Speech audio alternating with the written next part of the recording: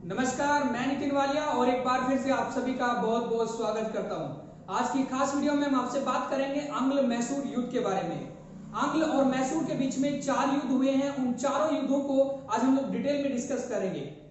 इससे पहले जो हमारी मॉडर्न हिस्ट्री की वीडियो थी उसमें हमने बक्सर युद्ध के बारे में डिस्कस किया था और समझाया था, साथ साथ इलाहाबाद की संधि को भी। अब इलाहाबाद की संधि के माध्यम से बिहार, बंगाल और उड़ीसा, इन तीनों की जो दीवान थी वो अंग्रेजों या ईस्ट इंडिया कंपनी के हाथों में आ चुकी थी। ईस्ट इंडिया कंपनी चाह रही थी कि भारत के दक्षिण हिस्से को भी अपने कब्जे में लिया जाए।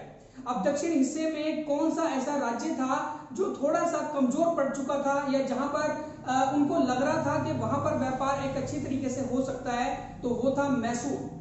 अब मैसूर के उस समय जो राजा थे वो हैदर अली थे और हैदर अली के जो लड़के थे वो टीपू सुल्तान थे। तो इन सभी बातों को आज हम लोग डिटेल में डिस्कस करेंगे। तो पहले तो हम लोग थोड़ा सा मैप के जरिए समझा देते हैं आपको कि मैसूर कहां पर पड़ता था। ठीक है, तो जैसे कि मैं बात करूं, ये है हमारा कुछ दक्षिण भारत का क्षेत्र, जिसमें हम लोग बात करेंगे आपसे कहां कहां पर किसका क्षेत्र था। तो जैसे कि मैं बात करूं कि यहाँ पर तो हमारा एक मराठा क्षेत्र था, जिसे हम लोग कहेंगे पेशवा का क्षेत्र। ये तो था मराठा, जिनका एरिया पड़ता था मराठों का। उसके बाद हम लोग बात करें इनसे नीचे वाला जो क्षेत्र था वो था हमारा मैसूर। मैसूर जो था वो एक विजयनगर साम्राज्य से अलग हुआ था। विजयनगर साम्राज्य जिसकी स्थापना हरि और बुक्का ने की थी, दो भाई थे, 1336 ईस्वी में उसकी स्थापना की थी। और जिस समय विजयनगर साम्राज्य हार चुका था तो वहां पर एक स्वतंत्र राज्य की स्थापना हुई थी जिसका नाम था मैसूर। मैसूर के नीचे ही लगभग यहाँ पर एक क्षेत्र पड़ता था त्रावणकोर, शायद मेरे को याद है।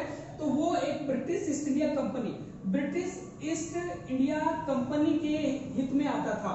उसके बाद यहाँ पर जो था पूरा क्षेत्र, ये वाला पूरा का पूरा क्या था, निजाम मतलब हैदराबाद के पक्ष में आता था।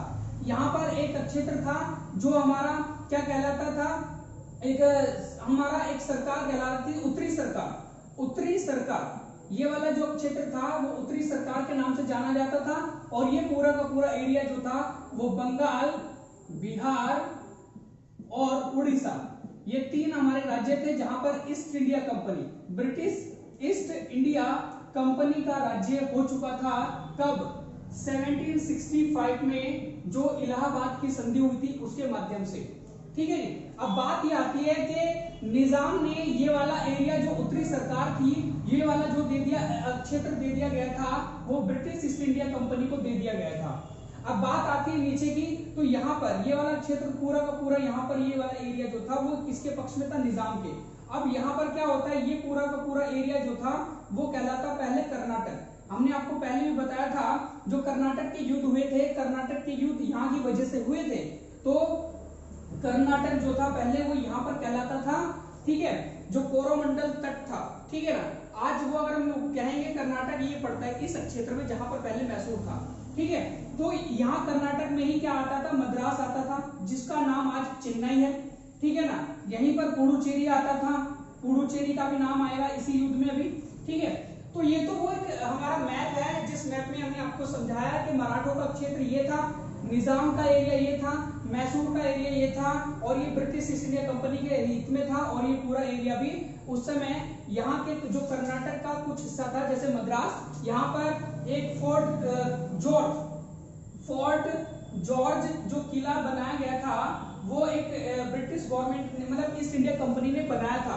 ये भी आप लोगों को पता होना चाहिए कि ये सबसे पहला किला था जो मद्रास के अंदर ब्रिटिश ईस्ट इंडिया कंपनी ने बनाया था। उसके बाद उन्होंने कोलकाता में एक किला बनाया था, उस किले का नाम था जॉर्ज, मतलब फोर्ट विलियम किला। फोर्ट विलियम किला कोलकाता में था, जॉर्ज फोर्ट किला कहां पर था, मद्रास में था। चलो अब बात ये आती है कि ये युद्ध हुआ क्यों था, इस युद्ध का कारण क्या था। इस युद्ध का कारण ये था कि देखो, मराठा एक बहुत बड़ी शक्ति थी, बहुत बड़ी शक्ति उस समय मराठा थी। मराठों पर एक ब्रिटिश ईस्ट इंडिया कंपनी एक अपना अधिकार या आक्रमण नहीं कर सकती थी। उसके अलावा क्या हुआ, क्योंकि मराठा से वो डरते थे। नेक्स्ट में बात करूं निजाम पर, वो अपना अधिकार या निजाम पर अटैक क्यों नहीं कर पाते थे, निजाम पर इसलिए अटैक नहीं कर पाते थे, उन्होंने पहले ही ये वाला एरिया जो था वो ब्रिटिश ईस्ट इंडिया कंपनी को दे दिया था। और निजाम एक पूर्ण रूप से राज्य कर रही थी और उनको ये भी था कि अगर कोई भी राज्य हमारे ऊपर अटैक करेगा तो ब्रिटिश ईस्ट इंडिया कंपनी हमारी सहायता करेगी। इस तरीके से क्या हुआ, ना तो वो निजाम पर अटैक कर पाए, ना ही वो एक मराठों पर कर पाए, ना तो वो मैसूर पर कर सकते थे। मैसूर पर भी वो नहीं कर सकते थे क्योंकि मैसूर के सबसे शक्तिशाली शासक जो थे वो हैदर अली उस समय बैठे थे। उसके बाद टीपू सुल्तान भी बड़ी शक्तिशाली शासक थे, लेकिन उन्होंने मैसूर पर अटैक क्यों किया उसके रीजन है बहुत सारे, वो वहां पे आपको बताएंगे। नेक्स्ट में बात करूं कर्नाटक जो वार हुए थे, कर्नाटक वार में आप लोगों को पता है कि एक हम कह सकते हैं कि कर्नाटक वार जो एक हुए थे वो हमारी फ्रांसीसी और ईस्ट इंडिया कंपनी के बीच में हुए थे। चलो ये वाला क्षेत्र तो अलग है। नेक्स्ट में बात करता हूँ मैसूर में ऐसी क्या खास बात थी। देखो मैसूर में एक तो हमारा क्या था, एक तो सी पोर्ट था या बंदरगाह था, बड़ा बंदरगाह था, बंदरगाह जो था जहां से वो व्यापार कर सकते थे। अब मैसूर जो था, मैसूर की रक्षा कौन करता था या मैसूर की जो सहायता करता था वो एक फ्रांसीसी कंपनी करती थी। कौन करती थी? फ्रांसीसी कंपनी करती थी। सेकंड बात ये होगी।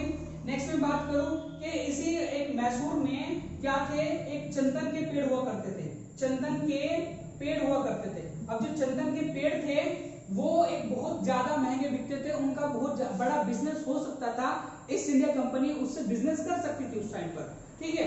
उसके अलावा एक मैसूर में बहुत ज्यादा पैसा था, मैसूर के पास क्या था, एक बहुत ज्यादा पैसा था जो ईस्ट इंडिया कंपनी को हर बार खलता था कि ये पैसा या फिर ये वाला क्षेत्र हमारे पास हो सके तो ज्यादा अच्छा होगा। अब हुआ क्या, एक युद्ध हुआ था, मराठों ने क्या किया, मैसूर पर अटैक कर दिया। मराठों ने क्या किया, मैसूर पर आक्रमण कर दिया। अब आक्रमण के जैसे ही उन्होंने किया, ये शायद घटना है हमारी 1762 के आसपास की घटना है। देखो जैसे ही मराठों ने इस मैसूर पर आक्रमण किया तो मैसूर को बचाने के लिए, मैसूर को बचाने के लिए हैदर अली ने क्या किया, हैदर अली ने लगभग 35 लाख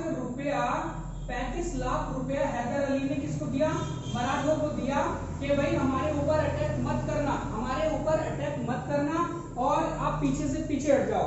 इधर निजाम भी उनसे डरते थे क्योंकि निजाम को भी वो कुछ टैक्स देते थे, ना तो निजाम उनके ऊपर अटैक कर सकते थे और ना ही मराठा करेंगे, क्योंकि मराठों को उन्होंने 35 लाख रुपए दे दिए। एक तरीके के हम लोग कह सकते हैं कि कमीशन दे दी कि भाई हमारे ऊपर अटैक मत करना आप लोग, है ना। अब क्या हुआ, हैदर अली ने ये तो काम कर दिया। अब इसी बात से यहां पर रूबरू हुए east India company. East India company ने ये सोचा कि यदि हम लोग मैसूर पर अटैक कर दें, यदि हम लोग मैसूर पर आक्रमण कर दें निजाम की सहायता से, तो क्या होगा कि मैसूर वाले या हैदर अली हमें भी कुछ दे पाएंगे। जिस तरीके से उन्होंने मराठों को एकदम से कुछ दे दिया, पैसा दे दिया, और नहीं वो हमें कुछ दे पाए, तो यदि हम लोगों ने मैसूर पर अपना आक्रमण कर लिया या अपना कब्जा कर लिया तो ये हमारे लिए सबसे बड़ी एक सफलता होगी उस टाइम पर। तो हुआ क्या, अब बात आती है आंग्ल मैसूर युद्ध के पहले युद्ध की, है ना। अब बात आती है आंग्ल मैसूर युद्ध के पहले युद्ध की। तो ये पहला युद्ध कब हुआ था, कौन सी उसकी एक ईयर है, ये क्वेश्चन पूछे जाते हैं एग्जाम में। तो पहले तो मैं आपको बताऊं कि फर्स्ट युद्ध जो हुआ, पहला युद्ध, यहाँ पर युद्ध के मैं नाम लिख रहा हूँ, यहाँ वर्ष लिख रहा हूँ और संधि इसकी अलग लिखी जाएगी। तो युद्ध है हमारा पहला, इसका जो वर्ष था 1767 से लेकर 69 तक ये युद्ध हुआ था, 1767 से लेकर 1769 तक, ठीक है जी। पहला युद्ध क्या हुआ कि पहले युद्ध के माध्यम से एक जैसे ईस्ट इंडिया कंपनी ने यहां पर आने की कोशिश की मैसूर पर, तो हैदर अली उस समय बहुत ज्यादा एक पावरफुल थे। हैदर अली ने क्या किया था, एक आधुनिक शस्त्रागार, आधुनिक शास्त्रागार की एक स्थापना की थी। और ये आधुनिक शास्त्रागार क्या होता है कि नए नए औजार बनाना, ऐसे औजार बनाना जो एक नई नई तकनीकों पर चलते हैं। जैसे कि मैं बात करूं, फ्रांस की सहायता से उन्होंने एक आधुनिक शास्त्रागार की स्थापना की थी जिसमें नए नए औजार बनाया करते थे, ठीक है ना। तो हैदर अली उस समय बहुत ज्यादा पावरफुल था। तो हैदर अली जैसे अंग्रेजों ने यहाँ पर अटैक करने की कोशिश की, तो हैदर अली ने मद्रास में जाकर ईस्ट इंडिया कंपनी को, ब्रिटिश ईस्ट इंडिया कंपनी को पराजित कर दिया। अब आप खुद अंदाजा लगा सकते हो कि यहां मैसूर से धीरे धीरे वो मद्रास के क्षेत्र में पहुंच गए और मद्रास में एक पीछा करते करते मद्रास तक भगा दिया। अब उनके बीच में एक संधि हुई, क्योंकि अंग्रेज होशियार थे, क्योंकि वो पूर्ण रूप से हार चुके थे और यहां से इस मद्रास को मैसूर वाले या हैदर अली अपने कब्जे में कर भी सकता था। लेकिन कारण क्या हुआ? कारण यह हुआ कि ईस्ट इंडिया कंपनी ने एक संधि की। ईस्ट इंडिया कंपनी ने एक संधि की, वो संधि कहलाती है मद्रास की संधि। मद्रास की संधि। अब इस संधि में क्या हुआ भाई, देखो एक पावरफुल राजा जो थे हैदर अली थे, वो जानते हैं सब, ईस्ट इंडिया कंपनी भी जान चुकी थी कि भाई इसके साथ टक्कर लेना गलत है, ठीक है ना। तो क्या हुआ कि संधि कर ली गई, मद्रास की संधि। उस मद्रास की संधि के माध्यम से क्या हुआ, इस युद्ध की विराम हुआ। जो पहला युद्ध था इसका विराम हुआ, इसका विराम हो गया था, ठीक है जी। तो पहले युद्ध का जो विराम हुआ था वो मद्रास की संधि के माध्यम से हुआ था। अब एक क्वेश्चन पूछा जाता है कि पहले युद्ध के दौरान ईस्ट इंडिया कंपनी के बंगाल के अंदर गवर्नर जनरल कौन थे? ठीक है, उस समय गवर्नर जनरल बने थे या नहीं बने थे? नहीं बने थे, क्योंकि गवर्नर जनरल बनेंगे 73 में रेगुलेटिंग एक्ट के तहत। और ये युद्ध हुआ हमारा 1767 से लेकर 1769 तक। तो उस समय जो बंगाल के गवर्नर थे, बंगाल के गवर्नर कौन थे भाई? बंगाल के जो गवर्नर थे उस टाइम पर वेरेलस्ट जो थे उस समय बंगाल के गवर्नर थे। देखो पहले युद्ध से जो क्वेश्चन पूछे जाएंगे वो मैं आपको बता देता हूं कि पहला आंग्ल मैसूर युद्ध कब हुआ? 1767 से लेकर 69 तक हुआ, याद हो गया। नेक्स्ट में बात करूं, हैदर अली उस समय मैसूर के राजा थे, ठीक है ना। अब मद्रास में जाकर उन्होंने ईस्ट इंडिया कंपनी को पराजित कर दिया था। क्वेश्चन पूछा जाता है कि पहले आंग्ल मैसूर युद्ध में कौन हारा? वो हारे थे हमारे एक ब्रिटिश ईस्ट इंडिया कंपनी। उसके बाद इनके बीच में एक संधि हुई थी, मतलब पहले एक आंग्ल मैसूर युद्ध के दौरान में एक संधि हुई जिसे मद्रास की संधि के नाम से जाना जाता है। उस मद्रास की संधि के माध्यम से ही पहला आंग्ल मैसूर युद्ध विराम हुआ, ठीक है। ये बात आप लोग समझ चुके होंगे। और उस समय बंगाल के गवर्नर थे वेरेलस्ट उस समय बंगाल के गवर्नर थे। चलो अब एक बात आती है कि जो हैदर अली है वो बंगाल एक मैसूर के राजा कब बने थे? ठीक है, देखो भाई वो एक सेना में जो एक भर्ती हुए थे हैदर अली, वो एक सिर्फ सिपाही के रूप में हुए थे। लेकिन उनकी योद्धा को देखते हुए, उनके एक बहुत बड़े पावर को देखते हुए कि उनमें इतना जज्बा है कि वो एक पूरी सेना को आगे लेकर बढ़ जाते हैं। तो क्या हुआ, उनको एक 1761 में क्या बनाया गया? सेनापति बनाया गया। क्या बनाया गया था? सेनापति बनाया गया था हैदर अली को 1761 में। कहां का? मैसूर का। अब ये इसको क्या कहा जाता था? इसको कहते थे दलवई के नाम से जाना जाता था उस समय सेनापति, ठीक है जी। और इन्होंने क्या किया? इन्होंने ये हावी हो चुके थे एक हमारे कर्षण राज वाडियार सेकंड पर ये हावी हो चुके थे और मैसूर की सरकार पर हावी हो चुके थे। इसलिए इनको स्वतंत्र राजा बना दिया गया था मैसूर का। ये तो आप लोग समझ चुके होंगे कि मैसूर का राजा कब बना था हैदर अली? 1761 में बना था। ये मैं भूल गया था, इस युद्ध से पहले इसको बताना जरूरी था, ठीक है। चलो कोई नहीं, पहला युद्ध हमने किया। अब बात आती है सेकंड युद्ध की। अब हैदर अली का जो सेकंड युद्ध होता है हमारा किसके साथ में? अंग्रेजों के साथ में। तो मैं बात करूं सेकंड युद्ध की। सेकंड युद्ध वर्ष क्या था?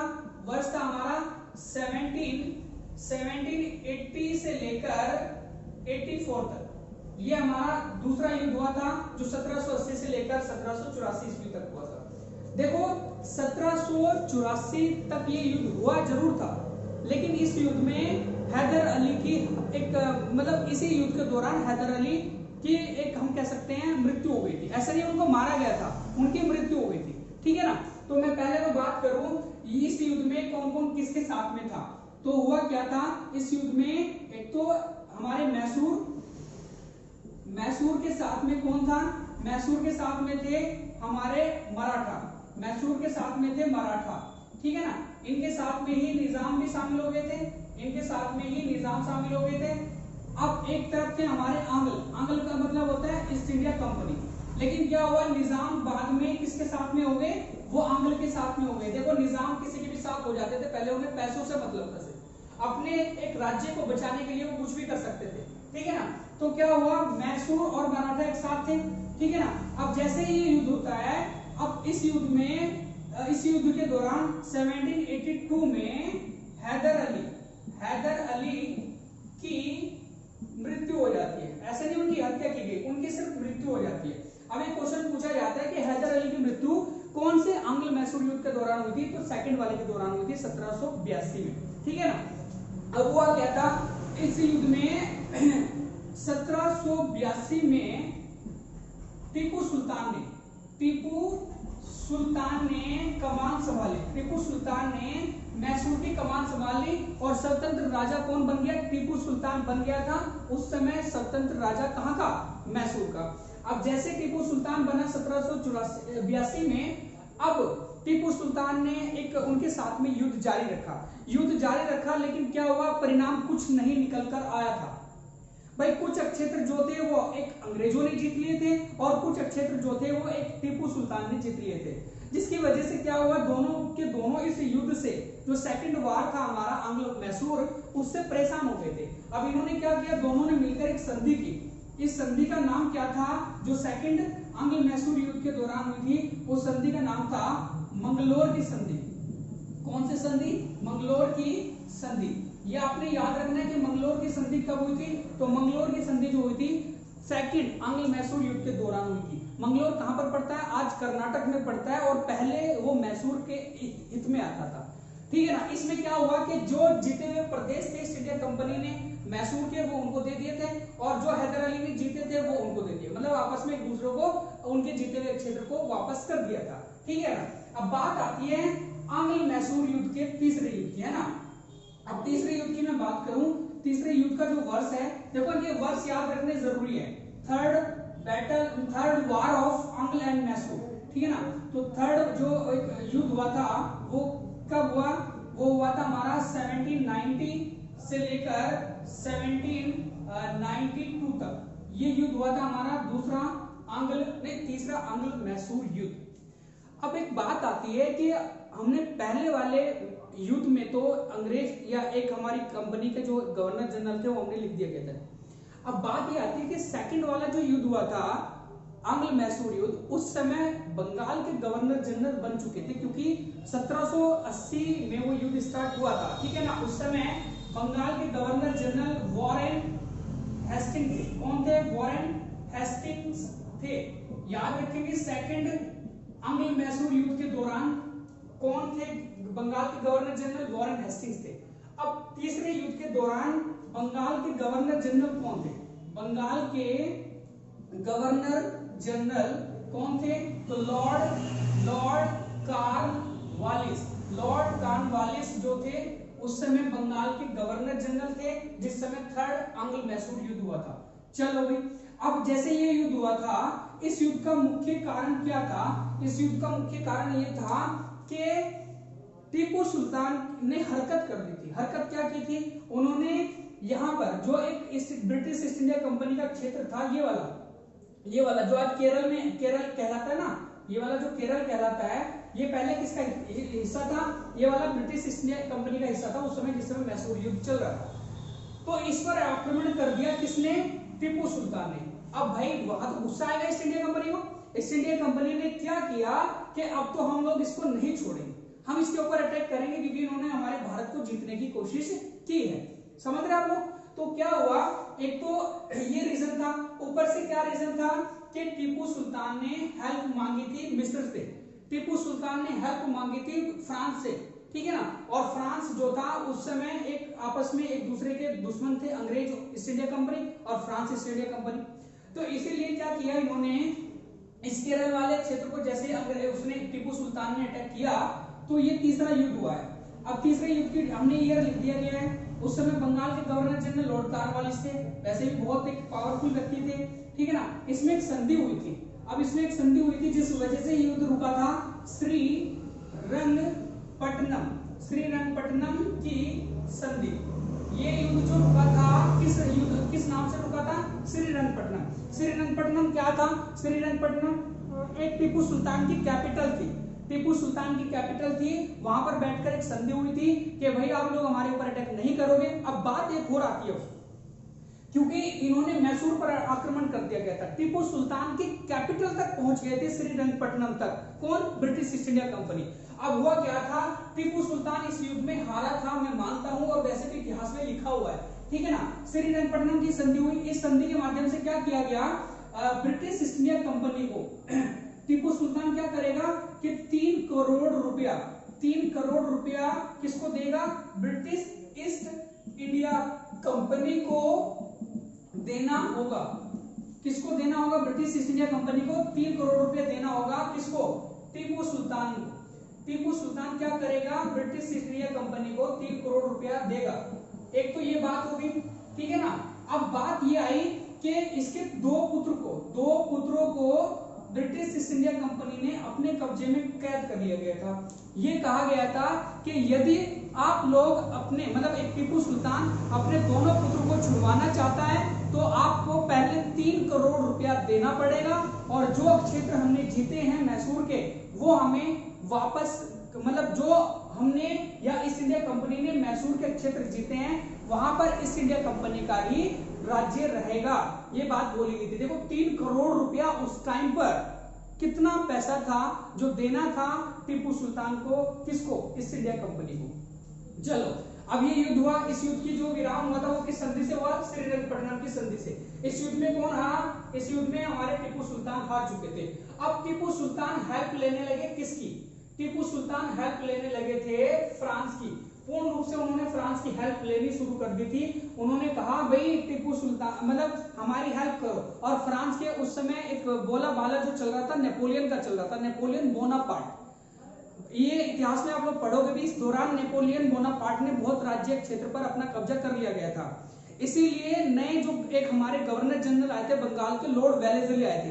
लॉर्ड वेलेजली ने सहायक संधि चलाई थी। सहायक संधि के माध्यम से बहुत सारे राज्यों को उन्होंने अपने कब्जे में कर लिया गया था। उन्होंने मैसूर को भी सहायक संधि के माध्यम से अपने कब्जे में करने की कोशिश की थी, लेकिन टीपू सुल्तान ने साफ मना कर दिया गया था जिस समय सहायक संधि स्टार्ट हुई थी हमारे इंडिया में। और सहायक संधि कब शुरू हुई थी? 1798 में, 1798 में लॉर्ड वेलेजली जिस समय भारत के या बंगाल के गवर्नर जनरल बने थे उस समय उन्होंने एक सहायक संधि शुरू की थी। अब हमने क्या किया? टीपू सुल्तान ने सहायक संधि को मानने से इनकार कर दिया। उन्होंने कहा भाई मैं इसको नहीं मानूंगा, मैं अपना साम्राज्य आपके हित में नहीं दूंगा और ना ही मैं संरक्षण में आऊंगा किसके? अंग्रेजों के, ईस्ट इंडिया कंपनी के। मैं खुद एक ऐसा राजा हूं जो मैं लड़ाई करूंगा, अगर मेरे खिलाफ कोई लड़ाई करेगा तो मैं भी उसके खिलाफ लड़ाई करूंगा। ये बात हो गई थी, ठीक है। तो सहायक संधि के माध्यम से उन्होंने क्या किया? मैसूर को एक ईस्ट इंडिया कंपनी के हित में नहीं किया। बात आती है फिर दोबारा से। अब इन्होंने क्या किया? दूसरी इनकी गलती ये थी टीपू सुल्तान की, इन्होंने नेपोलियन बोनापार्ट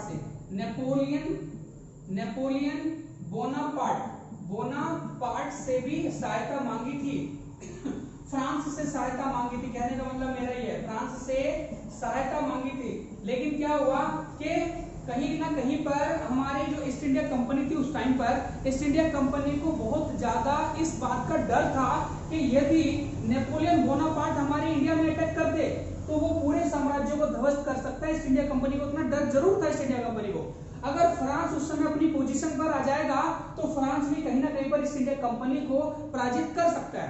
तो अब लॉर्ड वेलेजली ने अपनी प्लानिंग की कि अगर हम लोग इसकी हत्या कर दे तो सारा किस्सा निमट जाएगा। अब ये जो युद्ध था ये संधि के माध्यम से नहीं किया गया था कि हम लोग संधि करेंगे, ये सिर्फ इसलिए किया गया था कि इसमें हम लोग टीपू सुल्तान की हत्या कर देंगे। तो क्या हुआ? 1799 में टीपू सुल्तान की क्या की गई? टीपू सुल्तान की हत्या कर दी गई। टीपू सुल्तान की क्या की गई? हत्या कर दी गई। अब क्वेश्चन पूछा जाता है कि टीपू सुल्तान की हत्या कौन से युद्ध में हुई थी? जो चौथा युद्ध हुआ था। अब चौथा युद्ध कब हुआ था? जो फोर्थ बैटल हुआ था हमारा जो आंग्ल मैसूर, तो वो हुआ था हमारा 1799 में। इसका कोई और वर्ष नहीं है कि जो आगे तक चला था, सिर्फ 1799 में स्टार्ट हुआ और तभी ये खत्म हो गया था जैसे टीपू सुल्तान की हत्या कर दी गई थी। अब मैसूर को ईस्ट इंडिया कंपनी ने अपने हित में ले लिया था, ठीक है जी।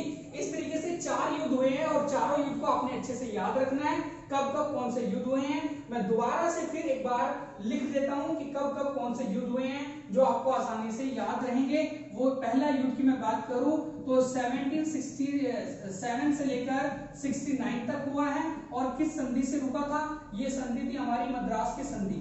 मद्रास की संधि से रुका था पहला युद्ध। चलो फिर सेकंड युद्ध जो हुआ था वो 1780 से लेकर 84 तक चला था, और ये किस संधि से रुका था? मंगलोर की संधि से रुका था। किस संधि से? मंगलोर की संधि से रुका था, है ना। उसके बाद क्या हुआ? तीसरा युद्ध। तीसरा युद्ध जो हुआ था 1790 से लेकर 92 तक हुआ था, और ये किस संधि के माध्यम से रुका था? श्रीरंगपट्टनम। श्रीरंगपट्टनम की संधि से रुका था तीसरा युद्ध। चौथा युद्ध जो हुआ था 1799 में हुआ था, जिसमें टीपू सुल्तान की हत्या कर दी गई थी। टीपू सुल्तान की हत्या कर दी गई थी। किसने? ब्रिटिश ईस्ट इंडिया कंपनी ने। इस तरीके से 4 आंग्ल मैसूर युद्ध हुए हैं इस इतिहास में, भारत के इतिहास में और पूरे विश्व के इतिहास में, जो काफी प्रसिद्ध है। और अब क्या हुआ?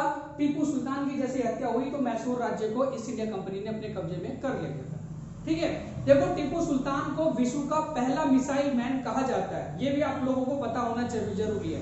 टीपू सुल्तान की जो एक यहाँ पर ईस्ट इंडिया कंपनी की जो हेल्प की थी 1799 ईस्वी में, वो किसने की थी? मराठों ने की थी ईस्ट इंडिया कंपनी की सहायता, और की थी हमारे निजाम ने भी सहायता की थी ईस्ट इंडिया कंपनी की। इस वजह से यहाँ टीपू सुल्तान बिल्कुल अकेला पड़ गया था, इसलिए वो हार गया था। तो आज के वीडियो में तो हमने ये 4 युद्धों के बारे में डिस्कस किया है डिटेल में। तो यदि आपको हमारी वीडियो अच्छी लगी तो प्लीज वीडियो को लाइक करें और सब्सक्राइब करें यदि आप हमारे चैनल पर नए हैं तो। And thank you.